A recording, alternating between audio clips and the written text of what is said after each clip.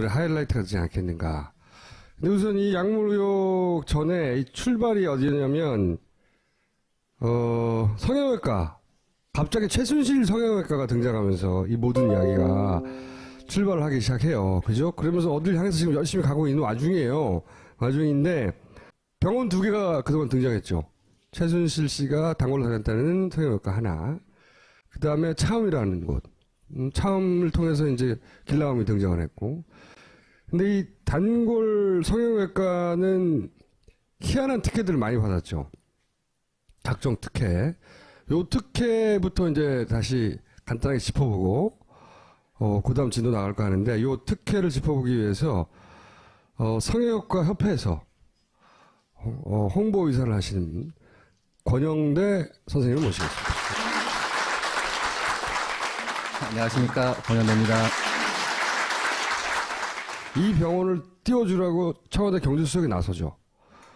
그 띄워주라고 에이전트를 시켰는데 에이전트가 이 병원 자격이 안 된다고 하니까 이 에이전트를 국세청이 나서고 국정원이 나서서 조져요. 그렇죠? 그리고 이 성형외과는 대통령 순방을 따라갑니다. 사실은 성형외과 전체 업계에서 보면 굉장히 구멍가게 수준에 불과한데, 그리고 그 수준에서 만든 화장품도 막 청와대 선물 목록에 올라가고, 그리고 면세점에도 들어가고, 예? 대형 화장품 업계도 들어가기 어려운 면세점에도 들어가고, 그리고 또 백남기 씨 부검영장을 받으려고 난리를 쳤던, 그래서 병사라고 썼던, 까마득하게 기억도 잘 안 나네 이젠. 거기 서울대병원의 병원장, 예? 박근혜 대통령 주치 출신이죠. 굉장히 이례적으로 서울대 병원장이 된 이 양반. 이 양반이 서울대에서는 그런 수술이 없는데 서울대 병원은 미용 성형을 안 한대요. 그죠? 아닙니다. 서울대병원이 미용 성형을 안 하는 게 아니고요. 네. 서울대병원은 뭐 우리나라 최고의 국립병원인 만큼 네. 서울대병원 성형외과에는 훌륭한 선생님들이 많이 계시거든요. 네. 그런데 서울대병원 강남센터, 강남에 있는 센터는 의료 관광을 위해서 고급 그 외국인 그 의료 관광을 위해서 건강검진을 하는 센터거든요. 네. 그러니까 거기는 성형외과나 피부과 이런 임상 진료를 하는 데가 아니니까 네. 거기에서는 당연히 그런 게 있을 수가 없는 거죠. 제가 물어보니까 서울대 병원의 성형외과는 미용 시술을 안 하고 거기는 그 뭐라 그러면 사고가 났거나 아니면 기형이거나 네네. 이런 수술만 하는 곳인데 미용 성형에 필요한 이 실을 왜 샀냐? 네네.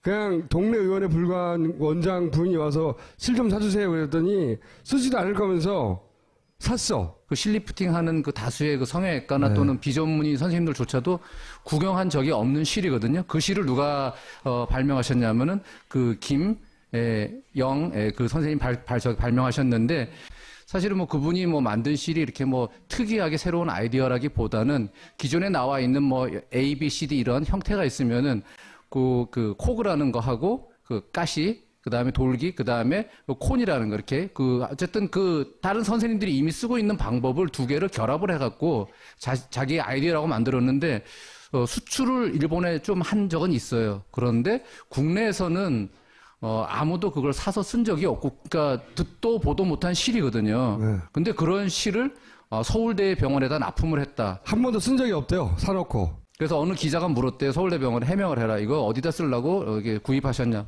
우리도 모르겠습니다. 근데 자, 이게 아까 이제 우리 총수님 말씀하셨지만은 병원장이 살 수 있다고 사는 게 아니에요. 우리 대학병원이란 데는요.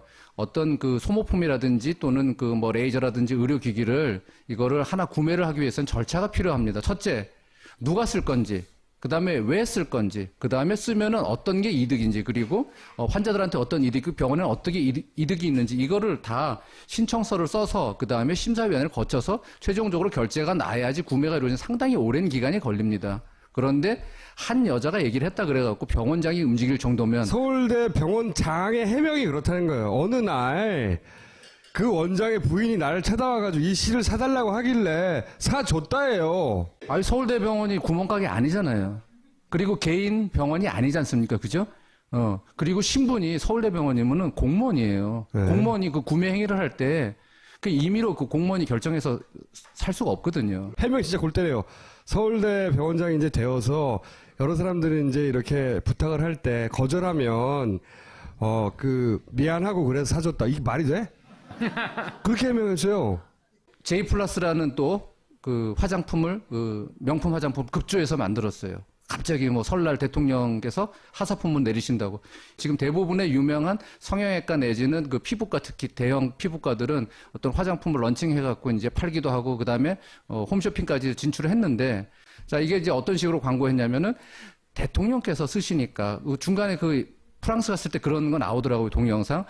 한국 화장품 쓰셔서 이렇게 대통령께서 이렇게 어느 연예인이, 그죠? 우리 아이돌 스타께서 그런 얘기를 하셨는데, 자, 대통령이 쓰시는 화장품, 그리고 대통령이 써보니 너무 좋아서 믿고, 하사품으로 내리시는 화장품. 그래서 또 그 힘으로 또, 명품 또 샵에 들어가고요.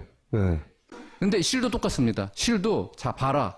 우리나라 최고의 서울대학교 병원에 납품된 실이다라는 그러한 브랜드를 붙여주기 위해서 저는 들어갔을 것이다라고 추측을 할 수밖에 없습니다. 이게 도저히 이해가 안 가는 특혜들을 받았잖아요, 이 병원이. 근데 그게 단순히 자기 단골 성형외과여서 이런 특혜를 줬다. 처음에 그렇게 생각했는데, 그러기에는 이 특혜가 너무 커요. 종합적이고 포괄적이고. 국세청 국정원 다 나서고 서울대 병원장도 나서고 쓰지도 않는 실도 사고 막 외래어과도 지정해주고 그다음에 화장품도 써주고 막 너무 이상하잖아요. 그러니까 왜 이렇게까지 이 큰 특혜를 받았냐는 질문을 해야 되는 거라고 저는 봐요. 이 질문을 안 하고 있는데, 근데 이제 이 질문에 해답을 찾아가는 와중에 이런 게 하나 나왔죠. 프로포폴을 이 병원에서 굉장히 많이, 왜냐하면 얼마나 썼는지를 알아보게 된 이유가 뭐냐면 그 전에 JTBC죠. JTBC가 향정신성의약품 2년치 관리장을 파기했단 말이죠. 이 병원에서. 파기했다는 거 보도된 다음에 프로포폴 양을 보건복지부에서 조사를 했죠. 그래서 몇백이나 나왔어요. 보도되기로는 그 분량이면 9,000명이 시술할 수 있는데 말도 안 된다 이렇게 나왔는데, 이거 다시 수정해 주시겠지만, 제가 굳이 이 MBC 여담으로 MBC를 자료화면으로 쓴 것은 JTBC는 여기 쳐들어가지고 파기된 대장을 찾아내고 보도를 했죠. MBC는 휴진입니다를 찍고 있어요. 그래가지고 프로포폴 양이 나왔어요. 한 공장에서만 생산한 양. 근데 거기서 1년치만을 기준으로 했을 때 9,000명이 쓸 양이라고 했는데, 제가 한번 여쭤봤더니 그건 좀 잘못됐다라고 하시더라고요. 그거 좀 수정해 주세요. 지금 2년치를 이제 파쇄했다는 건 이제 무슨 의미냐면은, 이제 우리가 그 향정신성 의약품이잖아요. 향정신성 의약품에 이게 해당이 되는데, 거기에 어느 법에 들어가냐면 마약류 관리에 관한 법에 이제 규정이 돼 있는데, 우리가 장부를 2년치를 보관하게 돼 있어요. 그러니까 사실은 그 전에 또 이게 병원에 있으면 나중에 혹시 수사가 들어오거나 특검이 들어오거나 그러면은 또 뭔가 감춰야 될 부분이 드러날 수가 있으니까 아마 없애지 않았나. 그리고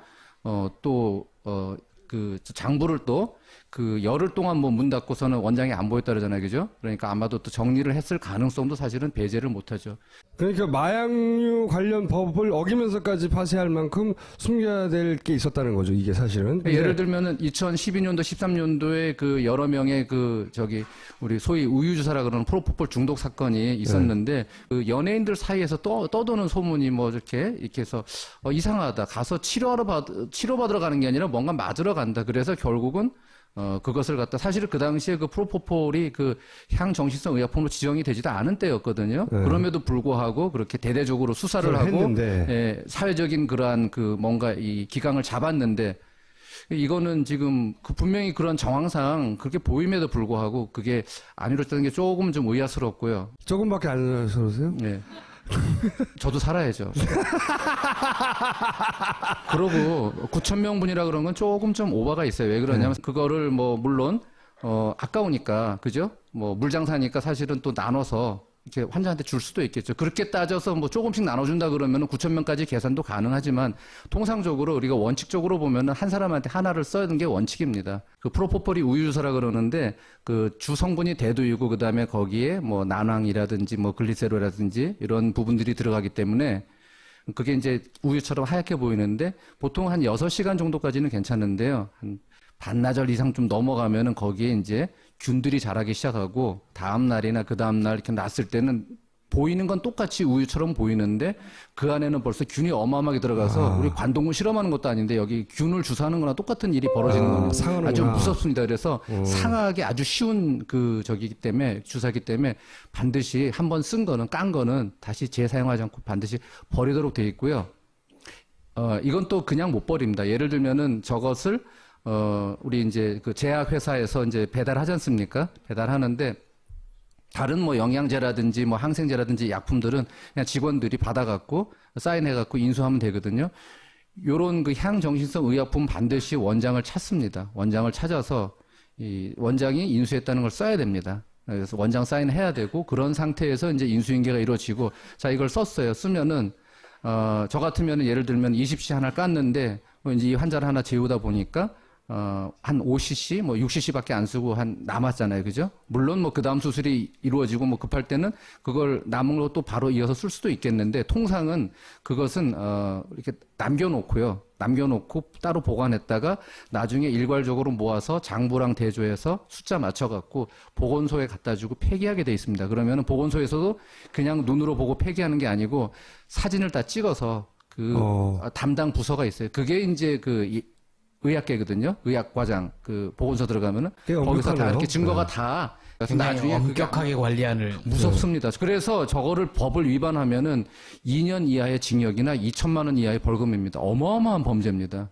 근데 이걸 폐기해버렸다는 거죠. 무서워. 뭘 감추려고 했는지 모르겠는데 폐기했다는 거예요. 아니죠. 법적으로는 하자가 없습니다. 왜냐하면은 이 향정신성 의약품에 관한 장부는 2년 동안 보관하게 돼 있습니다. 2년 전 거를 했으니까. 2016년이니까 2014년 이전의 것을 폐기하였다라고 지금 보도가 되어 있습니다. 근데 그걸 왜 굳이 폐기해야 하느냐가 문제군요. 굳이 뭐 폐기해야 될 이유는 없죠. 뭐 근데 폐기해야 될 이유는 예를 들면은 뭐 세무조사 들어오면 과거 뭐 5년까지 또 털을 수가 있으니까 첫째는 그 세무조사할 때 여러 기준이 뭐 실 같은 거 갖고도 기준은 실을 얼마나 썼냐 그러면은 대충 우리 그 세무서에서는 다 추정을 합니다. 근데 JTBC가 갔는데 세무서는 아니잖아요.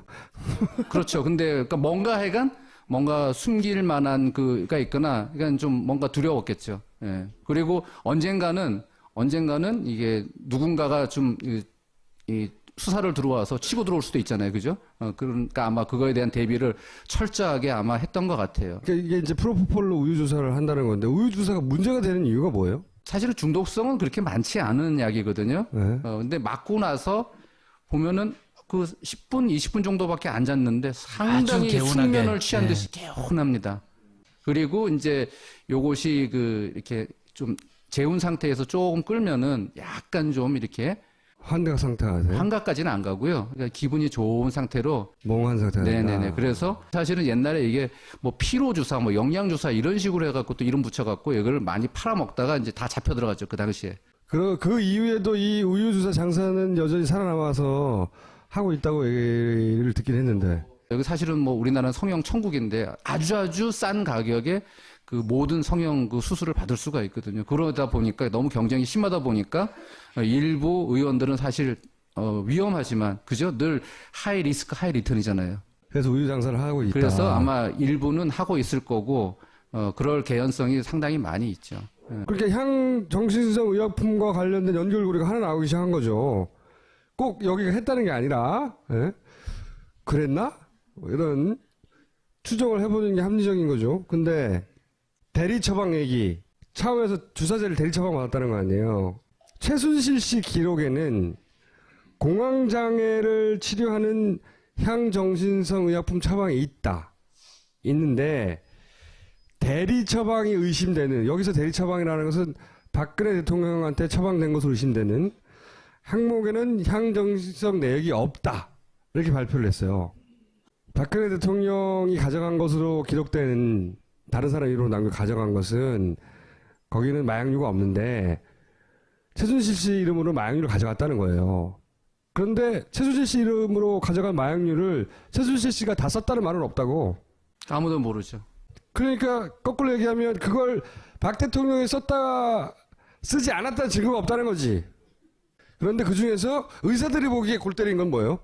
의료법상에는 대리 처방을 못하게 돼 있어요. 원칙적으로 의사는 환자를 직접 진료를 하고 그 환자의 상태를 평가해서 진단을 내린 다음에 그의 상태에 맞는 약을 처방하게 돼 있거든요.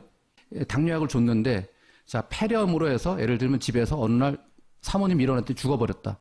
이거를 만약에 의사한테 당신이 대리 처방해갖고 환자를 제대로 안 봐서 우리 남편이 죽었다 그러면 이 의사는 꼼짝없이 당해야 됩니다. 자, 첫째, 대리 처방에 의한 처분 1년 이하의 징역이나 300만 원 이하의 벌금을 쳐야 돼요. 두 번째, 자 그러면 사람이 죽었어요. 뭐가 들어오겠습니까? 소송이 들어와요. 그럼 내가 그거 다 배상해 줘야 돼요. 그래서 사실은 알약 처방도 먹는 약 처방도 대리 처방을 거의 안 해주는 상태거든요. 그런데 주사를 대리 처방을 했다. 물론 그 보건복지부 말대로 우리가 그 사람한테 필요한 약을 처방을 했으니까 주사제를 포괄적으로 대리 처방이라고 볼 수도 있겠습니다. 그렇지만 엄밀히 따지면요. 자, 모든 약은 약이라는 측면과 독이라는 측면 양면을 가지고 있어요. 그죠? 더군다나 주사는요. 바로 놓는 순간 또는 놓고 나서 그 바로 직후에 몸에서 그 약효가 나타나기 시작합니다. 바로 나타난단 말이에요. 그러면은 반대로 부작용도 바로 나타나요. 지금 대리 처방으로 주사제가 병원 밖으로 유출이 되었다. 의사 입장에서는요. 전혀 상식밖에 있을 수 없는 일입니다. 예, 그게 향정이든 아니든 상관은 없어요. 근데 이게 향정이 나갔다면 더더욱 심각한 문제가 되죠. 보건복지가 발표를 하면서 최순실 씨 진료 기록에는 공황장애를 치료하는 향정신서 의약품이 있었다고 그랬어요. 근데 차음은 있잖아요. 실제로 진료 행위를 질환을 치료하는 그런 병원이 아니에요. 개념 자체가 자고 마사지 받고 건강 검진하고 그렇게 해주는 데라고. 여기서 왜 공황장애 치료약을 처방해서 받느냐. 난 이게 이해가 안 가고요. 우선 최순실 씨가 입국할 때 이런 뉴스가 짧게 떴어요. 뭘 떴냐면 본인이 공황장애를 앓고 있다고 처방전을 써달라고 차움에 요청했는데 차움에서 말도 안 되는 소리라고 그때 이미 최순실 씨가 이제 난리 났으니까 진단서를 써주지 않았다 하고 단신 하나 났거든요.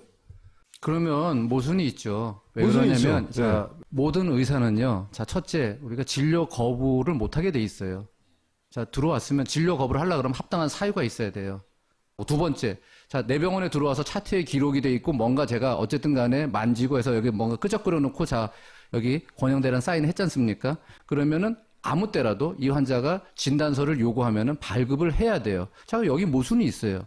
분명히 공황장애 때문에 향정신성 의약품을 투약을 했다라고 예를 들면은 얘기를 했잖아요. 발표에 의하면 그렇죠. 있어요. 자, 그러면은 근데 왜 진단서를 못 띄워줘요? 이건 모순이죠. 네. 아니, 진단하고 처방이 맞아 떨어져야지. 그동안 그러면 치료한 건 뭐가 되냐고요. 그럼 다른 목적으로 또는 다른 진단이 있었다는 얘기잖아요. 그러니까 이게 안 맞는 거죠. 이번 주는 약물로 가야 되겠다 생각했던 이유가 뭐냐면 이거예요.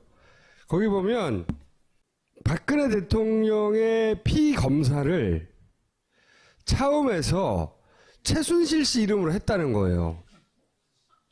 이게 그리고 그게 끝이에요. 뉴스가. 피 검사를 일단 밖에서 하는 것도 말이 안 되잖아요. 그게 말이 안 되는 거죠. 최고의 의료진이 구성돼 있잖아요. 좋지. 거기 과목도 여러 과목이죠. 모든 과목 다 있단 말이야. 피 뽑아주면 최고 의료진들 쫙 할 거 아니야. 근데 그걸 뽑아. 그런 다음에 이 케어하는 차움에다가 보내. 거기까지도 이해가 안 가는데 더 이해가 안 가는 건 그걸 최순실의 이름으로 해. 왜? 왜? 제가 왜인가를 생각하다가 도달한 결론은 이거였거든요. 그런 검사를 하면 안 되는 거야. 첫 번째. 그런 검사를 해서 원하지 않는 뭔가가 나오면 안 되는 거야. 그래서 이제 처음에 보냈는데 그것도 혹시 본인의 이름으로 피가 남으면 안 되는 거야. 그러면 여기서 궁금해지는 거죠. 이 피검사를 공개적으로 공식적으로 기록으로 남겨서는 안 되는 이유가 뭐냐 이거야 라고 생각하던 와중에 이걸 봤어요. 왜 이승호 기자가 이 의혹을 풀어줄 수 있다고 제가 생각했느냐. 앰프도 전설의 누룽 현미로 밥을 지어봤습니다. 전설의 누룽 현미라니 과장이 심하구나. 일단 한번 드셔보시죠. 어디? 이성호 기자를 긴급 구조 요청을 한 이유는 뭐냐면 지난주에 쓴 기사인데 사실은 언론들이 하나도 받아 쓰지 않은 기사가 하나 있어요. 뭐냐? 고발뉴스, 본인이 운영하고 있는 고발뉴스 단독 최 씨 일가 약물 중독 주사도 직접 나. 여기서 최 씨 일가는 최순실 일가를 말합니다. 박근혜 씨에게도 주사했을 가능성. 와, 이거 존나게 위험한 얘기를 하고 있는 거죠. 나는 저렇게 생각하지 않아. 아까 얘기한 게 그거 아니에요? 피검사에서 뭐가 나오면 안 될 것 같다는 게 저거 아니에요? 아니 나는 거기서 혹시 뭐 예를 들어서 평상시 고기를 너무 먹었다든가 주사제 마약성 여부 밝혀야 와 엄청나게 의사 선생님 가시죠 이제. 그래서 우리가 성형외과 왜 성형외과 이런 큰 특혜를 받았지 뭐 그다음에 아까 얘기한 대로 왜 이상하게 주사가 나갔지 뭐 아니면 뭐 공황장애 약을 왜 여기서 타갔지 뭐 피검사를 왜 다른 사람 이름으로 밖에서 했지 최고 의료진을 놔두고 이런 이해 안 가는 지점들이 있잖아요. 그것이 혹여 이쪽과 관련이 있지 않을까 하는 작은 아주 작은 연결고리를 찾으려고 하다가 이 이성호 기자가 지난주에 던진 폭탄을 던졌는데 아무도 안 죽었어야지. 요 얘기를 좀 들어봐야 되겠다. 근거가 있는 이야기인지 이제 털어보세요. 예. 사실 기사 쓸 때 이제 MBC에서 2580 같은 데서 이제 고발 리포트를 만들어서 생방송으로 진행을 해요. 그래서 이제 직전까지 편집을 해서 생방송 진행 중인 데크에다가 이렇게 넣었습니다. 그러면 쑥 빨려 들어가요. 그리고 나면 이제 막 온몸에 식은땀이 흐르면서 복기를 하는 거죠. 내가 체크를 미진하게 한 부분이 있는가. 돌이킬 수 없지 이제. 이제 돌이킬 수 생방송에 없으니까. 넣어버렸으니까. 근데 저희가 뭐 인터넷 매체이기 때문에 하지만 저 보시다시피 좋아요가 5,000개 이상 되잖아요. 그러니까 이미 퍼져서 이제 수습이 불가능한 상태예요. 그런데 저 기사를 쓰고 새벽 3시에 나왔어요, 집에. 그러니까 이 기사의 중요성에 대해서 잘 모르는 분들이 많지요. 근데 우리 총수는 다 대본에 알잖아요. 대단한 총수 아닙니까, 여러분? 뭔 소리야, 갑자기? 이왕 갈 거면 같이 가자 이 얘기예요. 난 몰라. 그런데 사실은 정말 쓰기 어려운 기사였어요. 왜냐하면 완벽하게 증명이 어려운 것들이거든요. 대부분의 이런 것들이. 예를 들어 제가 두바이 갔다 온 건 같은 거는 말을 못하고 아직도 있잖아요. 지난번에 그 한복을 최순실 씨가 넣었다. 그리고 현몽을 한다더라, 박근혜 씨한테. 이 얘기도 한 2년 걸렸어요, 쓰는데. 근데 이 기사를 아무도 안 받았었어. 기사를 하나 더 썼어요, 제가. 최재석 씨를 인터뷰해서 최태민 씨 아들, 최순실 씨 오빠. 뭐냐면 그 과거 역삼동 집에 안방 너머에 비밀 아지트가 있었다는 설은 있었어요. 근데 그거를 직접 목격담을 얘기하는데 그 내실 8평 정도 되는 내실 옆에 3, 4평 정도 되는 별도 금고방이 있었는데 그 안에 조은행 CD와 골드바 온갖 금은보화로 가득 차 있었다는 진술을 해서 그걸 기사를 썼어요. 아, 최태민 씨 역삼도 집 안에 금은보화가 가득 있었다? 이게 더 커요. 아, 그런가요? 이거는 뭐, 최태민 씨가 무슨 돈을 어떻게 숨겼는지 별로 궁금하지 않아요, 이제는. 이거. 이거. 그러니까 취재 경위를 지금 얘기하라는 거죠. 그렇지. 어떻게 확인하였고, 얼마나 크로스 체크가 됐으며, 얼마나 확실하길래 이렇게 던졌냐. 저한테는 정말 중요한 게 이 제보자 보호예요. 근데 이분들, 저는 여태까지 기사 쓰면서 이분들 녹취를 다 가지고 있어요. 하지만 단 한 번도 음성 변조해서 녹취를 방송을 내보낸 적이 없어요. 그건 정말 싫어요, 저는. 그냥 당당하게 이것도 다 인터뷰를 하거나 녹취가 있다는 거지. 100% 다 있습니다. 오케이. 그런데 그분들 녹취를 다 따고 진술을 받았는데도 기사를 추구를 못 하겠더라고요. 오랫동안. 그래서 새벽 3시에 그 지목됐던 병원들과 그거 다 다녀봤어요. 다시 한번. 안 믿어져서. 그리고 나서 아침 7시 반에 그래도 못 하겠는 거예요. 자꾸 제 상식이 의심스러운 거예요. 그래서 마지막으로 한 사람을 전화 인터뷰를 했어요. 7시 38분쯤에. 다시 한 번. 네, 다시 한번 제 3의 인물인데 오케이. 그러니까 그분의 몸을 본 사람이야. 그분이라면 여기서 최순득 씨. 최순득 씨의 몸을 본 사람이야. 그리고 거기서 주사 자국과 최순득 씨의 진술을 받은 사람이야. 그런데 내용은 하루에 3번 정도 자기가 이렇게 엉덩이에다가 주사를 놓는다고. 최순득 씨가 네. 엉덩이에 피자국이 이렇게 있으니까 왜 이렇게 피방울이 맺혀 있어요? 그랬더니 난 주사를 놨어. 나 피곤하고 이렇게 아픈 걸 못 참아서 하루에 3번 정도 놔야 돼. 라고 제가 제보 받은 그 주변인의 진술과 정확하게 일치하는 진술을 했어요. 그러니까 다른 분들의 진술은 예를 들어서 약물에 의존한다는 진술을 받은 거고 주사기를 가지고 다닌다. 아, 예. 그러니까 그 제보자 A 씨는 최순득 씨가 주사기를 평소에 가지고 다니고 아픈 걸 절대 못 참는다. 그리고 피로하다고 하면서 뭐 통증을 호소하는데 주사기를 가지고 다니면서 직접 놓는다. 그다음 또 제보자 B 씨는 장유진 씨, 장시호 씨로 알려진 유진 씨도 주사기를 가지고 다닌다. 그러니까 지금 안민석 의원이 지금 숨어있는 빚은 실세로서 지금 재산을 처분하고 있으니 빨리 구속하라고 했던 그 최순득 씨의 딸 장녀 장유진 씨, 장시호 씨라고 개명한 지금 어디인지 모르는 검찰은 왜 안 잡는지 모르는 그분 역시 약물 의존이 있다. 가지고 다니면서 주사를 놓은대요. 네. 그리고 모녀간에 놔주기도 하고.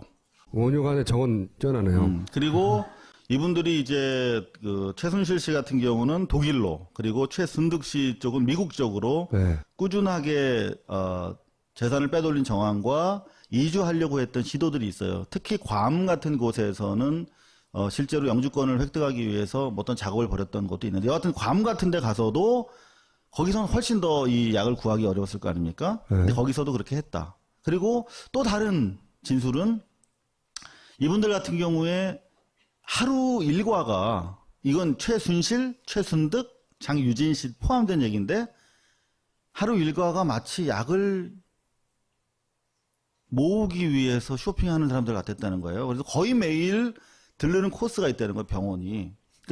여기 지금 차움이라든가, 저는 사실 제가 지난 시간에도 최순실 씨 주변에 다양한 성형외과 의사, 그리고 여러 가지 뭐 내과부터 시작해서 다양한 병원들을 다니는데, 그 병원들 리스트를 가지고 계속 좁혀 나가고 있었다고 그랬잖아요. 사실 차움이랑 모 씨, 네. 그분들도 리스트 있었지만 저는 하로 놨어요. 왜냐하면 이거는 정상적인 병원이잖아. 근데 거기 말고 좀 더 작은 규모의 병원들이 있어요. 그런데 그 병원에는 거의 매일 갔다고 그랬어요. 주사를 맞은 게 다 향정 쪽 주사인 거예요? 그렇게 얘기는 안 해요. 일단은 그냥 뭐 비타민, 뭐 피로회복 종류의 약을 받아간 것으로 보인다라는 것이고, 그런데 장유진 씨 같은 경우에는 좀 향정신성 그 수면제, 뭐 무슨 또 화민인가 뭐라 그랬죠? 졸피뎀을 많이 이용을 하셨대요. 졸피뎀은 제가 오촌 살인 사건에도 등장하는 약물인데 그걸 상당히 빈번하게 사용을 하셨고, 또 아프다고 그러면서 놓는 주사가 있었는데, 그거는 프로포폴보다는 몰핀과 비슷한 쪽의 주사라고 했다는 거예요. 이거 지금 2개 달랑 나온 건데 더 많은 곳을 돌아다녔다는 거죠. 거의 매일. 그게 몇 개나 돼요?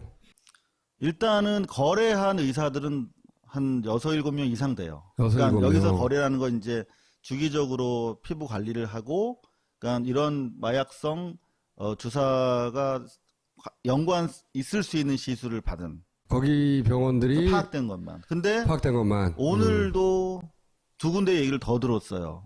박근혜 씨에게도 주사했을 가능성은 누구 워딩이에요? 아니면? 그거는 워딩인데, 네. 그래서 가능성으로 했어요. 그러니까 누군가의 워딩이다. 이분들이 사실상 그 제보하신 분들이 정말 내밀한 분들이에요. 처음에 걱정돼서 얘기했겠네. 처음에는 저는 제가 3년 전부터 계속 만날 때마다 그 성형만 물어보니까 쟤는 좀 이상한 애인지. 7시간 추적하고 있었으니까. 그렇죠. 지금 7시간 찍고 있잖아요, 지금. 그러니까 저는 다른 걸 요구하면 이분들이 막 거부감을 가지고 있는데, 성형수술, 보톡스 안 했어요. 그러면 기본적으로 여성분들은 그 부분에 대해서 되게 관대해요. 보톡 할 수 있지, 보톡스. 뭐. 그렇죠. 그러니까 보톡스 할 수 있지. 그리고 제가 세월호랑 연관성을 가지지 않고 물어봤기 때문에 네. 오랜 동안 저한테 차곡차곡 진술해준 내용들이 많이 쌓인 거죠.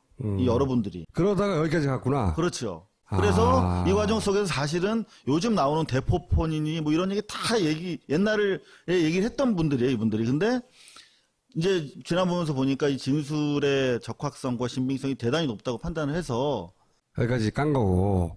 그리고 또 하나 중요한 게 뭐냐면 네. 아마 저 말고도 취재한 기자들이 그런 얘기를 많이 들었을 거예요. 장유진 씨. 장유진 씨. 대단히 폭력성이 있다고 그래요. 폭력성. 예, 그러니까 후드를 팬다는 얘기입니까? 그렇죠. 그분 주변에 있는 분들을 막 이렇게 자기 성미에 안 받거나 그러면 다급해서 이렇게 때리거나 분노 조절 장애가 그렇죠. 있다는 얘기는 많이. 네, 분노 조절 장애적인 요소가 좀 있었다 그러고 승득 씨도 마찬가지고 지금 보세요. 그 최순실 씨도 그렇고 막 그 병원에서도 자기 차례 못 참고 막 목욕탕에서도 막 때밀고 있는데 막 비키라고 그러고 자기 밀었다 그러잖아요. 그 이상하잖아 그런 것들이. 그러니까 네. 그렇게 평상시 생활에서 그랬던 부분들이 이분들 하는 얘기예요. 아, 이런 약이랑 관련이 있었던 것이 아닌가라고 공통적으로 얘기를 하더라고요. 부작용이나. 그리고 중독 여하튼 때문에. 좋은 거, 대포폰도 그렇고, 나 박근혜 씨 취임 이전부터 제가 그 대포폰 대리점에도 갔어요. 인터뷰도 했어요. 근데 그 아저씨가 너무 떨어서 제가 인터뷰 녹취를 안 내보냈어요. 혹시 그분 또 혼나실까봐. 근데 그분 분명히 그랬어요. 취임 이전부터 최순실, 최순득, 장유진 씨가 계속 와가지고 대포폰을 만들어줬고 이런 디자인으로 해줬다고까지 다 얘기했어요. 근데 그때도 자기들이 그냥 일상적으로 생활하는 바운더리 안에서 공유가 다 되는 거야. 박근혜 씨랑. 근데 저게 비타민제고 문제가 안 되는 것이고 자기들이 뭐 힘들었는데 이거 하니까 좋아졌어. 그러면 그걸 안 권하겠어요? 최순득, 최순실, 그리고 장유진 씨가 자기들이 뭐 필요를 빌어주는 양이라고 하루에 3번씩 맞고 했었 거라면, 박근혜 대통령한테도 권하지 않았겠느냐, 이런 얘기를, 위험한 얘기를 하고. 참 위험한 사람이에요. 나는 절대 그렇게 생각하지 않아. 아까 청수가 얘기했던 피검사를 최순실 이름으로 한 거랑 연관성이 좀 되네요. 만약에 혹여라도 사용했을 가능성은 저는 없다고 생각하지만 뭔가 피검사에서 나오지 말아야 할 약물을 만약에 주사받았거나 먹었다면 그 건강검진을 해야 되겠지만 그 종합적인 검진을 안 하고 싶을 거 아니에요. 종합적인 피검사는. 통상 네. 저희가 병원에서 하는 검사에서 그러니까 우리가 이제 이 공해가 많다 보니까 그 중금속에 대한 그런 오염에 대한 검사를 하더라도 이 약물 중독에 대한 검사는 거의 안 하거든요. 그러니까 일반 병원에서 안 하겠죠. 일반 병원에서 안 하고 예를 들면은 우리가 이제 소위 말해서 국가수 같은데 이 사람이 죽었는데 약물 중독으로 죽었나 그럴 경우에만 이제 특수한 그 시약이 필요하니까 그런데 그건 조금 상상인 것 같고요. 근데 어쨌든 기록으로 남겨지는 게 두려웠을 수도 있잖아요. 뭔가는 있을 텐데 어제 그 담당 변호사가 말씀하셨잖아요. 그 대통령도 여잔데 여자로서의 어떤 사생활에 대한 것도 좀 생각을 해달라 그래서 기자들이 뭐냐고 물어보니까 뭔가 좀 말을 잘못 꺼낸 듯한 그 표정이긴 했는데 아니에요. 그건 기자회견문에 들어 있었어요. 예, 네. 준비한 발언이었어요. 그래서 의사 선생님 보기에는 네네. 여성으로서의 사생활 이걸 어떻게 해석할 수 있습니까? 그 친구처럼 언니처럼 뭐 이렇게 좀 같은 그 패밀리 아닙니까? 뭐 옛날 아버지 때부터 그런데 약물을 했다는 거예요? 안 했다는 거예요? 그건 모르죠. 그거는 모르는 얘기고, 그다음에 이제 그 대통령 주치 얘기요. 대통령 주치가 이제 그 자문이라는 건데, 자문이가 말 그대로 자문은 자문이거든요. 그럼 무슨 소리냐면은 대통령 주치의는 통상 그렇게 그 산부인과 의사가 뭐 대통령이 임신한 것도 아니고 무슨 자궁 근종이 생긴 것도 아니고 폐경기 때문에 지금 막 헉헉거리는 그런 나이도 아니고 60이 이미 넘었는데 폐경기는 이미 지났을 텐데 그죠? 그 대통령 주치의가 산부인과 의사라는 이해가 안 가. 통상은 그 내과 의사거든요. 그러면 그렇죠. 내과 의사가 다 알기가 어렵거든요. 예를 들면 저 같은 경우도 학생 때는 다 시험 봐서 통과했지만 지금 다른 과목을 논 지가 오래됐으니까 성형외과 밖에는 사실 잘 모르거든요. 그럼 대통령 주치의가 전반적으로 알더라도 과과별로 자문의를 둬서 이 주치의는 주치의입니다. 주치의가 잘 애매한 부분에 대해서 우리가 이제 컨설팅을 하는 거죠. 자, 지금 대통령이 이런 증상이 있고 지금 검사 결과는 이런데 당신 소견은 어떻습니까? 이게 자문입니다. 자문이거든요. 자문위가 직접 대통령을 손대는 게 자문위가 아닙니다. 그러니까 여기에 지금 상당히 그 심각한 오류가 있고, 그 다음에 우리가 통상적으로 지금 하도 의혹이 많다 보니까 자꾸 이제 의심을 하는데, 통상적으로, 지금 제가 알기로도 이 차움에서 그 약물 중독 검사를 하는 그러한 그 검사 저기는 없는 것 같고요. 지금 저 친구가 얘기한 게요. 그러니까 주치의 입장에서는 모든 가능성을 열어놓고 검사를 해야 되겠죠. 그러니까 거기에는 분명히 약물과 관련된 것도 추적을 해야 훌륭한 주치의 아니겠습니까? 그럴 수도 있는 당연하죠. 거죠. 네. 저는 혹시 모르고 잘못된 약을 먹었을 수도 있으니까. 단순하게 생각을 해요. 저는 그냥 지금 저 보면 여기 최씨 일가가 다 급하잖아요. 그리고 저분은 박 씨지만은 또 역시 최씨 일가나 마찬가지였던 분이고, 그래서 저분 역시도 성격이 급하니까 이제 뭔가 여자들끼리 얘기하다가 내가 지금 요즘 몸이 안 좋은 것 같은데 뭐 검사해야 되는데 뭐 어쩌고 하다가 언니 그러면 언니 피 뽑아줘. 그러면 내가 이제 가서 검사해줄게. 아니 근데 문제는 대통령은 이러면 안 된다는 거죠. 아니 생각해보세요. 아니 그 옷 예쁘게 어디 가서 같이 가서 사 이럴 수는 있지만 피 뽑아줘. 아까 피 뽑아. 가져가. 이거 말이 안 되죠. 아니요. 얼마나 필요해 막. 제가 그 진료 때문에 이제 중국을 많이 왔다 갔다 하거든요. 그런데 어떤 거를 보냐면은, 자, 우리나라에는 차가 좀 막힌다고 이게 빵빵 경적을 울리는 경우가 드물어요. 근데 점점 드물어지고 있죠. 예, 네. 근데 중국 가면 지금도 빵빵거리는 게 상당히 많거든요. 그건 뭐냐면은 이 천한 것들아 비켜. 나는 지금 돈도 많고 이렇게 고급 외제차를 끌고 다니는데 길 앞에 내 앞에 왔다 갔다 하지 마. 나는 가야 돼. 나는 귀한 사람이 이런 거거든요. 근데 저는 저분들이 뭐 단지 어떤 뭐 성격 장애, 분노 조절 장애 이렇게 볼 수도 있겠지만은 사실은 그 너무 강한 권력에 오랫동안 길들여져 있기 때문에 사실은 우리 소위 이제 다 그냥 천민으로 개돼지로 보는 거죠. 하지만 이거는 대리 피검사는 그걸로 설명 안 되는 거죠. 보건복지부가 왜 이렇게 두리뭉실하게 했을까 그런데요. 자, 보시면은 자, 차트라는 거는 한 사람의 개인 비밀이 기록된 거거든요. 프라이버시를 지켜줘야 될, 예를 들면은 그 고해성사를 받은 신부는 그 사람이 살인을 했다 그래도 입을 다물고 있어야 되거든요. 의사도 마찬가지거든요. 환자의 비밀을 알았을 때 그걸 입을 열면 안 돼요. 그죠? 그런데 그분은 옛날에 어느 개그 우먼의 그 비밀을 다 깠잖아요. 그런 식으로 하면 부도덕하게 되고 법에 의해 처벌을 받는데 이것도 이제, 마찬가지라고 생각을 해요. 그래서. 아니, 차움에다가. 네네.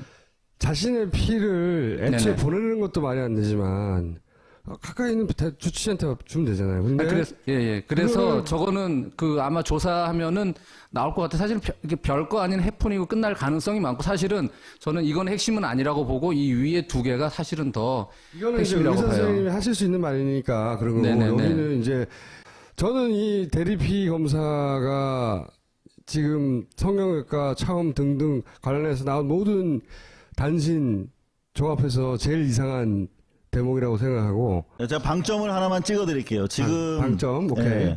뉴스원이 단독 보도한 내용인데 2011년 1월부터 2014년 3월까지 약 3년간 길라임이라는 가명으로 지금 받은 걸로 돼 있잖아요. 그런데 최순득이라는 차명으로도 진료 또는 처방을 받은 것으로 나타났대요. 그러니까 여태까지 최순득 씨는 안 나왔어요. 그런데 이 말은 무슨 말이냐면 최순실 씨에 대해서는 제가 직접 확인한 바가 없지 않습니까? 이분이 평상시에 공황장애가 있다는 주변의 이야기, 그리고 뭐 약물에 많이 의존했다는 얘기는 들었지만 최순득 씨는 주사기를 가지고 다니고, 그리고 하루에 3번, 그리고 그 병원 투어를 다닌다라고 하는 대단히 직접적인, 그리고 또 확인까지 했기 때문에 최순득 씨 이름으로도 차명으로도 처방을 받았다라고 하는 얘기는 일단 최순득 씨가 약물과 관련해서는 최 씨 자매 중에서 가장 전문가인 것 같아요. 딸까지 포함해서. 그래서 여하튼 상당히 의혹의 가능성이 좀 높아지는 부분 아닌가. 그렇죠. 그리고 이 보건복지부 발표 중에도 통상 일반적으로 처방되는 양보다 2~3배 많게 처방된 사례가 많이 발견됐다. 이게 그러니까 보시면 저 5개, 6개를 빼더라도 약을 많이 처방받는 거예요. 그리고 아까 그 총수가 좀 더 강조를 했으면 했던 부분이 있는데, 이를테면 김영모 씨, 그리고 다른 병원들에서 보면 통상적으로 사용하는 프로포폴이라든가 그 마약류보다 훨씬 더 많이 지금 사용을 했다는 거 아닙니까? 프로포폴 양도 좀 많긴 많다는 거죠. 그렇죠. 병원 사이즈에 비해서는 제가 취재한 바에 따르면 한 2배. 그리고 제가 들어오기 전에 우리 선생님한테 여쭤봤더니 한 3배가량 많이 쓴 것 같다라고 말씀을 그렇죠. 하셨거든요. 저거를 하루에 그렇다면 한 저게- 3-4명 정도 쓸 분량인데 그러니까. 만약에 반반씩 그러니까 그 우유 주사로 그냥 어느 정도 잠깐 재워서 이렇게 할 정도면 반 정도만 쓰면 되니까 그러면은 뭐 한 6명에서 8명까지도 뭐 가능은 하겠죠. 그러니까 이게 수술로 다 쓰이진 않았을 것 같다는 거니까 약이 어디로 갔을까 이렇게 생각할 수 있는 거죠. 근데 의사 선생님들 입장에서 이 요구 수사기관이 아니니까 직접 제기할 수는 없잖아요. 사실은 그거를 다 밝힐 수 있는 거는 수사의 권한을 가지고 압수수색 영장을 통해서 그게 범죄 사실로 의심이 될 때 압수수색 영장을 통해서 판사가 그 영장을 쳐주면은 그 다음에 들고 들어가서 그 다음에 그걸 깔 수가 있는 거거든요. 실질적으로 보건복지부에서 그렇게 조사를 할 권한은 없어요. 그러니까 보건복지부에서는 이게 지금 이게 유지가 되고 있는지 그다음에 법대로 되고 있는지 요것만 보는 거죠. 그러니까 이 안에 지금 이게 어떻게 돼 있는지 사실 정확히 알 길이 없기 때문에 지금 어쨌든 간에 차트에다가 가명을 썼고 그리고 또 대리 처방을 해주고 대리 이렇게 주고 이런 거에 대해서 어쨌든 현재 있는 의료법으로 일단은 고발하겠다는 것이고 그다음 나머지 부분에 대해서는 어쨌든 간에 수사 의뢰를 하겠다라는 것이죠. 이상호 기자였고요. 그리고 선생님도 박수 보내주시는데 이상호 기자는 요새 제작비가 딸린대요. 예. 후원하실 분 후원해 주시고 박수 부탁드립니다. 뭐 항생제라든지 약품들은 그냥 직원들이 받아갖고 사인해갖고 인수하면 되거든요. 요런 그 향정신성 의약품 반드시 원장을 찾습니다. 원장을 찾아서 이 원장이 인수했다는 걸 써야 됩니다. 그래서 원장 사인해야 되고 그런 상태에서 이제 인수인계가 이루어지고 자 이걸 썼어요. 쓰면은 저 같으면은 예를 들면 20cc 하나 깠는데 이제 이 환자를 하나 재우다 보니까 한 5cc, 뭐 6cc밖에 안 쓰고 남았잖아요. 그죠? 물론 뭐 그 다음 수술이 이루어지고 뭐 급할 때는 그걸 남은 거 또 바로 이어서 쓸 수도 있겠는데 통상은 그것은, 이렇게 남겨놓고 따로 보관했다가 나중에 일괄적으로 모아서 장부랑 대조해서 숫자 맞춰갖고 보건소에 갖다 주고 폐기하게 돼 있습니다. 그러면은 보건소에서도 그냥 눈으로 보고 폐기하는 게 아니고 사진을 다 찍어서 담당 부서가 있어요. 그게 이제 의학계거든요. 의학과장 보건소 들어가면은 거기서 다 이렇게 증거가 다 그래서 나중에 엄격하게 관리하는 무섭습니다. 그래서 저거를 법을 위반하면은 2년 이하의 징역이나 2천만 원 이하의 벌금입니다. 어마어마한 범죄입니다.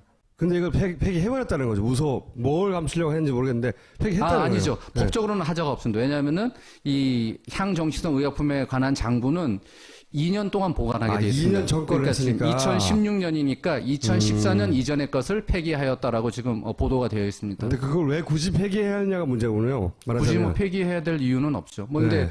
폐기해야 될 이유는 예를 들면은 뭐 세무조사 들어오면 과거 뭐 5년까지 또 털을 수가 있으니까 첫째는 그 세무조사할 때 여러 기준이 뭐 실 같은 거 갖고도 기준은 실을 얼마나 썼냐 그러면은 대충 우리 그 세무서에서는 다 추정을 합니다. 근데 JTBC가 갔는데 세무서는 아니잖아요. 그렇죠. 근데 그러니까 뭔가 숨길 만한 그가 있거나 그러니까 좀 뭔가 두려웠겠죠. 예. 그리고 언젠가는 이게 누군가가 좀 이 수사를 들어와서 치고 들어올 수도 있잖아요. 그죠? 그러니까 아마 그거에 대한 대비를 철저하게 아마 했던 것 같아요. 그러니까 이게 이제 프로포폴로 우유 주사를 한다는 건데 우유 주사가 문제가 되는 이유가 뭐예요? 사실은 중독성은 그렇게 많지 않은 약이거든요. 네. 근데 맞고 나서 보면은 그 10분, 20분 정도밖에 안 잤는데 상당히 아주 개운하게. 숙면을 취한 듯이 개운합니다.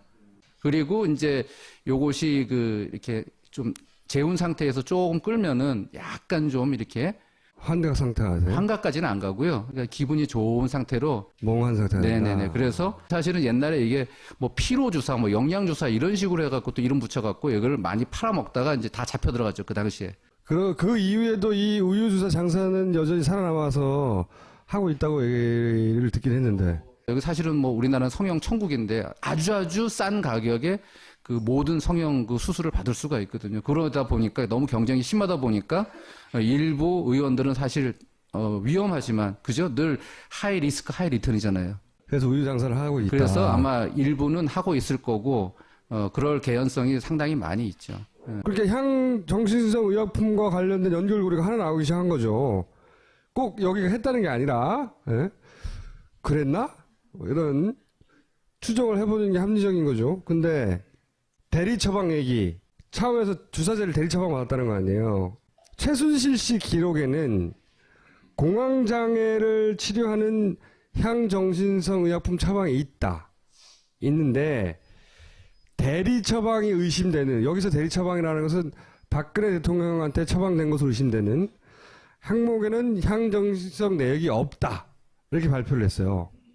박근혜 대통령이 가져간 것으로 기록된, 다른 사람 이름으로 남겨 가져간 것은 거기는 마약류가 없는데 최순실 씨 이름으로 마약류를 가져갔다는 거예요. 그런데 최순실 씨 이름으로 가져간 마약류를 최순실 씨가 다 썼다는 말은 없다고. 아무도 모르죠. 그러니까 거꾸로 얘기하면 그걸 박 대통령이 썼다가 쓰지 않았다는 증거가 없다는 거지. 그런데 그중에서 의사들이 보기에 골 때린 건 뭐예요?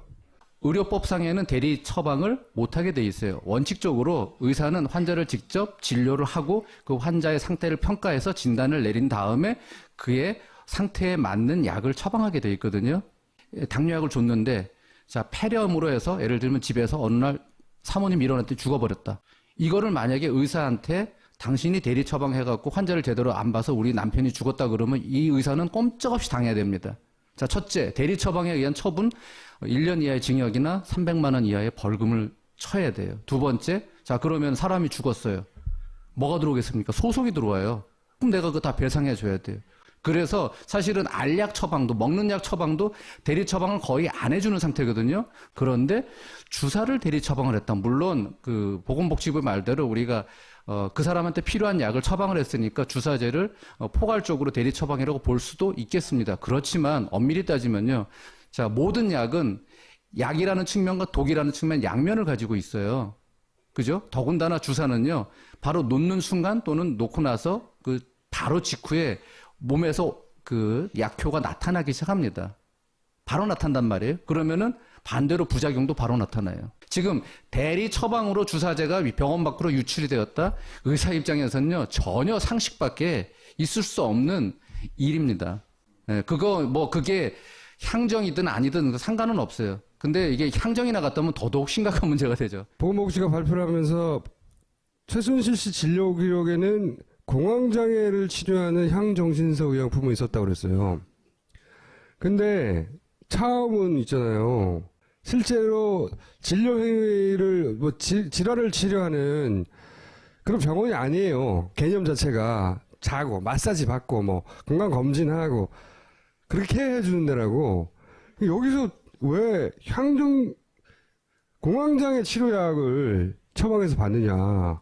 난 이게 이해가 안 가고요. 우선 최순실 씨가 입국할 때 이런 뉴스가 짧게 떴어요. 뭘 떴냐면 본인이 공황장애를 앓고 있다고 처방전을 써달라고 차움에 요청했는데 차움에서 말도 안 되는 소리라고, 그때 최순실 씨가 이제 난리 났으니까 진단서를 써주지 않았다 하고 단신을 하나 놨거든요. 그러면 모순이 있죠. 왜 모순이 그러냐면 있죠. 자, 모든 의사는요, 자, 첫째, 우리가 진료 거부를 못하게 돼 있어요. 자, 들어왔으면 진료 거부를 하려고 그러면 합당한 사유가 있어야 돼요. 두 번째, 자, 내 병원에 들어와서 차트에 기록이 돼 있고 뭔가 제가 어쨌든 간에 만지고 해서 여기 뭔가 끄적거려 놓고, 자, 여기 권영대란 사인을 했지 않습니까? 그러면은 아무 때라도 이 환자가 진단서를 요구하면 울기, 그 다음에 콘이라는 거, 이렇게 어쨌든 다른 선생님들이 이미 쓰고 있는 방법을 두 개를 결합을 해갖고 자기의 아이디어라고 만들었는데, 수출을 일본에 좀 한 적은 있어요. 그런데 국내에서는 아무도 그걸 사서 쓴 적이 없고, 그러니까 듣도 보도 못한 실이거든요. 네. 근데 그런 실을 서울대 병원에다 납품을 했다. 한 번도 쓴 적이 없대요. 사놓고. 그래서 어느 기자가 물었대요. 서울대병원에 해명을 해라. 이거 어디다 쓰려고 이게 구입하셨냐? 우리도 모르겠습니다. 근데 자, 이게 아까 이제 우리 총수님 말씀하셨지만은 병원장이 살 수 있다고 사는 게 아니에요. 우리 대학병원이란 데는요, 어떤 그 소모품이라든지 또는 레이저라든지 의료기기를 이거를 하나 구매를 하기 위해서는 절차가 필요합니다. 첫째, 누가 쓸 건지, 그 다음에 왜 쓸 건지, 그 다음에 쓰면은 어떤 게 이득인지, 그리고 환자들한테 어떤 이득, 병원에는 어떻게 이득이 있는지, 이거를 다 신청서를 써서 그 다음에 심사위원회를 거쳐서 최종적으로 결제가 나야지 구매가 이루어지는 상당히 오랜 기간이 걸립니다. 그런데 한 여자가 얘기를 했다 그래갖고 병원장이 움직일 정도면, 서울대 병원장의 해명이 그렇다는 거예요. 어느 날 그 원장의 부인이 나를 찾아와가지고 이 실을 사달라고 하길래 사줬다예요. 아니, 서울대병원이 구멍가게 아니잖아요. 그리고 개인 병원이 아니지 않습니까? 그죠? 그리고 신분이 서울대병원이면은 공무원이에요. 네. 공무원이 그 구매 행위를 할 때 그 임의로 그 공무원이 결정해서 살 수가 없거든요. 해명 진짜 골 때려요. 서울대 병원장이 이제 되어서 여러 사람들이 이제 이렇게 부탁을 할 때 거절하면 미안하고 그래서 사줬다. 이게 말이 돼? 그렇게 해명했어요. J 플러스라는 또 그 화장품을 그 명품 화장품 급조해서 만들었어요. 갑자기 뭐 설날 대통령께서 하사품을 내리신다고. 지금 대부분의 유명한 성형외과 내지는 그 피부과, 특히 대형 피부과들은 어떤 화장품을 런칭해갖고 이제 팔기도 하고 그다음에 홈쇼핑까지 진출을 했는데, 자, 이게 이제 어떤 식으로 광고했냐면은 대통령께서 쓰시니까 중간에 그 프랑스 갔을 때 그런 거 나오더라고요, 동영상. 한국 화장품 쓰셔서 이렇게 대통령께서 이렇게 어느 연예인이, 그죠? 우리 아이돌 스타께서 그런 얘기를 하셨는데, 자, 대통령이 쓰시는 화장품, 그리고 대통령이 써보니 너무 좋아서 믿고, 하사품으로 내리시는 화장품. 그래서 또 그 힘으로 또, 명품 또 샵에 들어가고요. 네. 근데 실도 똑같습니다. 실도, 자, 봐라. 우리나라 최고의 서울대학교 병원에 납품된 실이다라는 그러한 브랜드를 붙여주기 위해서 저는 들어갔을 것이다라고 추측을 할 수밖에 없습니다. 이게 도저히 이해가 안 가는 특혜들을 받았잖아요, 이 병원이. 근데 그게 단순히 자기 단골 성형외과여서 이런 특혜를 줬다. 처음에 그렇게 생각했는데, 그러기에는 이 특혜가 너무 커요. 종합적이고 포괄적이고. 국세청 국정원 다 나서고 서울대 병원장도 나서고 쓰지도 않는 실도 사고 막 외래어과도 지정해주고 그다음 화장품도 써주고 막 너무 이상하잖아요. 그러니까 왜 이렇게까지 이 큰 특혜를 받았냐는 질문을 해야 되는 거라고 저는 봐요. 이 질문을 안 하고 있는데, 근데 이제 이 질문에 해답을 찾아가는 와중에 이런 게 하나 나왔죠. 프로포폴을 이 병원에서 굉장히 많이, 왜냐하면 얼마나 썼는지를 알아보게 된 이유가 뭐냐면 그 전에 JTBC죠. JTBC가 향정신성의약품 2년치 관리장을 파기했단 말이죠. 이 병원에서. 파기했다는 거 보도된 다음에 프로포폴 양을 보건복지부에서 조사를 했죠. 그래서 몇백이 다 나왔어요.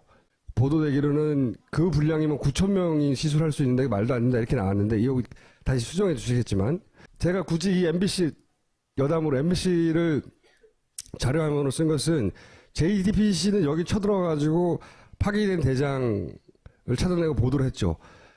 MBC는 휴지님이다를 찍고 있어요. 그래가지고 프로포폴 양이 나왔어요. 한 공장에서만 생산한 양. 근데 거기서 1년치만을 기준으로 했을 때 9,000명이 쓸 양이라고 했는데, 제가 한번 여쭤봤더니 그건 좀 잘못됐다라고 하시더라고요. 그거 좀 수정해 주세요. 지금 2년치를 이제 파쇄했다는 건 이제 무슨 의미냐면은, 이제 우리가 그 향정신성 의약품이잖아요. 향정신성 의약품에 이게 해당이 되는데, 거기에 어느 법에 들어가냐면 마약류 관리에 관한 법에 이제 규정이 돼 있는데, 우리가 장부를 2년치를 보관하게 돼 있어요. 그러니까 사실은 그 전에 또 이게 병원에 있으면 나중에 혹시 수사가 들어오거나 특검이 들어오거나 그러면은 또 뭔가 감춰야 될 부분이 드러날 수가 있으니까 아마 없애지 않았나. 그리고 장부를 또 열흘 동안 문 닫고서는 원장이 안 보였다 그러잖아요. 그죠? 그러니까 아마도 또 정리를 했을 가능성도 사실은 배제를 못 하죠.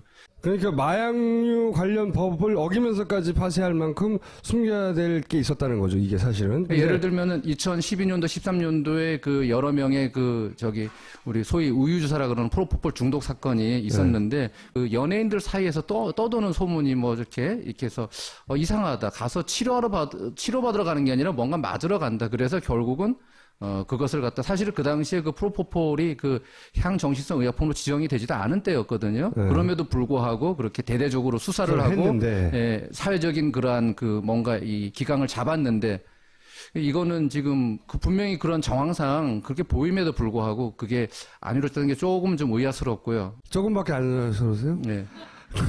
저도 살아야죠.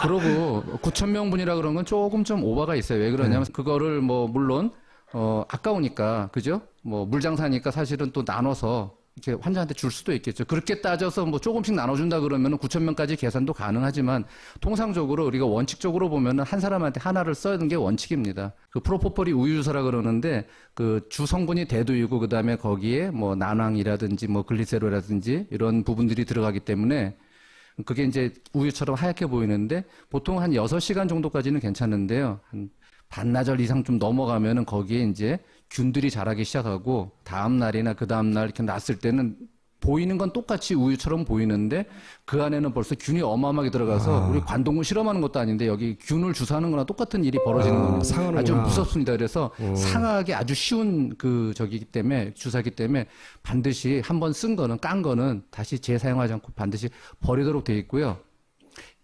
이건 또 그냥 못 버립니다. 예를 들면은 저것을 우리 이제 그 제약회사에서 이제 배달하지 않습니까? 배달하는데 다른 뭐 영양제라든지 하이라이트가 되지 않겠는가. 근데 우선 이 약물의혹 전에 이 출발이 어디였냐면, 성형외과. 갑자기 최순실 성형외과가 등장하면서 이 모든 이야기가 출발을 하기 시작해요. 그죠? 그러면서 어딜 향해서 지금 열심히 가고 있는 와중인데, 병원 2개가 그동안 등장했죠. 최순실 씨가 단골로 다녔다는 성형외과 하나. 그 다음에 차움이라는 곳. 차움을 통해서 이제 길라움이 등장을 했고. 근데 이 단골 성형외과는 희한한 특혜들을 많이 받았죠. 각종 특혜. 요 특혜부터 이제 다시 간단하게 짚어보고, 그 다음 진도 나갈까 하는데, 요 특혜를 짚어보기 위해서, 성형외과 협회에서, 홍보의사를 하시는 권영대 선생님을 모시겠습니다. 안녕하십니까. 권현대입니다. 이 병원을 띄워주라고 청와대 경제수석이 나서죠. 그 띄워주라고 에이전트를 시켰는데 에이전트가 이 병원 자격이 안 된다고 하니까 이 에이전트를 국세청이 나서고 국정원이 나서서 조져요. 그렇죠? 그리고 이 성형외과는 대통령 순방을 할 때 따라갑니다. 사실은 성형외과 전체 업계에서 보면 굉장히 구멍가게 수준에 불과한데, 그리고 그 수준에서 만든 화장품도 막 청와대 선물 목록에 올라가고, 그리고 면세점에도 들어가고, 대형 화장품 업계도 들어가기 어려운 면세점에도 들어가고, 그리고 또 백남기 씨 부검영장을 받으려고 난리를 쳤던, 그래서 병사라고 썼던, 까마득하게 기억도 잘 안 나네 이젠. 거기 서울대병원의 병원장, 박근혜 대통령 주치 출신이죠. 굉장히 이례적으로 서울대 병원장이 된 이 양반이 서울대에서는 그런 수술이 없는데 서울대 병원은 미용 성형을 안 한대요. 그죠? 아닙니다. 서울대병원이 미용 성형을 안 하는 게 아니고요. 네. 서울대병원은 뭐 우리나라 최고의 국립병원인 만큼 서울대병원 성형외과에는 훌륭한 선생님들이 많이 계시거든요. 그런데 서울대병원 강남센터, 강남에 있는 센터는 의료 관광을 위해서 고급 그 외국인 그 의료 관광을 위해서 건강검진을 하는 센터거든요. 그러니까 거기는 성형외과나 피부과 이런 임상 진료를 하는 데가 아니니까 거기에서는 당연히 그런 게 있을 수가 없는 거죠. 제가 물어보니까 서울대 병원의 성형외과는 미용 시술을 안 하고 거기는 그 뭐라 그러면 사고가 났거나 아니면 기형이거나 네네. 이런 수술만 하는 곳인데 미용 성형에 필요한 이 실을 왜 샀냐? 네네. 그냥 동네 의원에 불과한 원장 부인이 와서 실 좀 사주세요 그랬더니 쓰지도 않을 거면서 샀어. 그 실리프팅 하는 그 다수의 그 성형외과나 또는 비전문의 선생님들조차도 구경한 적이 없는 실이거든요. 그 실을 누가 발명하셨냐면은 그 김영 그 선생님 발명하셨는데 사실은 뭐 그분이 뭐 만든 실이 이렇게 뭐 특이하게 새로운 아이디어라기보다는 기존에 나와 있는 뭐 A, B, C, D 이런 형태가 있으면은 그 코그라는 거 하고 그 가시 그다음에